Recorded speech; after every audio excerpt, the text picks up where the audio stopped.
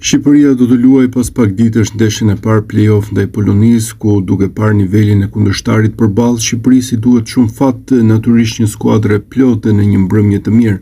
Por trajneri kombëtar Silvinho mund të detyrohet të bëjë ndryshime të rëndësishme në repartin e sulmit për ndeshjet që do të vendosin fatin e pjesëmarrjes në botëror në fund të këtij muaji. Kur kanë mbetur pak më shumë se 2 javë nga fillimi i grumbullimit të kuqezimeve, situata sulmuesve kryesor duket mjaft shqetësuese. 2 nga emrat më të rëndësishëm të ofensivës, Armando Broja dhe Mirlin Daku, po përballen me probleme fizike që mund t'i mbajnë jashtë ndeshjeve vendimtare, ku natyrisht do të ishin humbje madhe për ne. Broja. Sulmuesi kombëtares Armando Broja vazhdon të jetë jashtë fushave për shkak të një dëmtimi dhe ende nuk është rikthyer në stërvitje me ekipin e tij. Kjo situatë ka ngritur pikpyetje të mëdha mbi mundësinë e aktivizimit të tij në ndeshje të rëndësishme që Shqipëria do të zhvillojë në fund të muajit.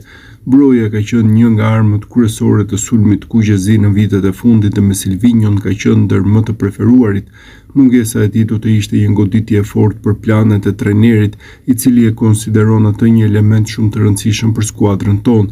Stafi teknik po ndjek nga afër gjendjen e sulmuesit dhe mbetet për të parë nëse ai do të arrijë të rekuperohet në kohë për ndeshjet e play-offit apo jo, megjithse duket thuajse e pamundur, sepse nga Anglia raportohet se Broja ende nuk është rikthyer në stërvitje me skuadrën. Në rast se Broja nuk do të jetë gati, trajneri do të duhet të kërkojë alternativa të tjera për repartin ofensiv. Daku. Situata duket dhe më problematike për sulmuesin tjetër të rëndësishëm të kombëtares Mirlin Daku, i cili ka pasur një dëmtim në tendinë dhe rrezikon të mbetet për një kohë të gjatë jashtë fushave.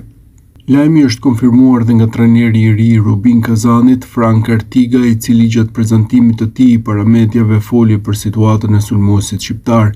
Ai theksoi se skuadra nuk do të rrezikojë me aktivizimin e Dakut pa qenë plotësisht i rikuperuar. Sipas Artigës, një dëmtim në tendinë është shumë delikat dhe nëse përsëritet pasojat mund të jenë serioze, duke e lënë lojtarin jashtë për një periudhë më të gjatë. Për këtë arsye, stafi mjekësor i klubit po monitoron vazhdimisht gjendjen e Dakut dhe rikthimi i tij në fushë do të ndodhë vetëm kur ai të jetë 100% gati. Trajneri spanjoll pranoi gjithashtu rëndësinë e madhe që ka sulmuesi për ekipin e tij.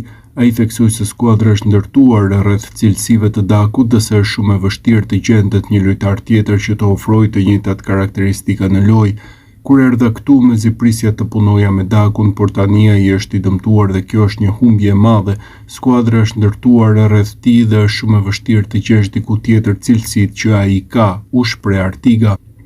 Megjithse ekzistojnë disa data të paraafërta për rikthimin e tij, ende nuk ka një afat të saktë. Kjo e bën dhe më të paqartë nëse Daku do të mund të jetë në dispozicion të kombëtares për ndeshjet e rëndësishme që e presin Shqipërinë në fund të muajit. Alternativat.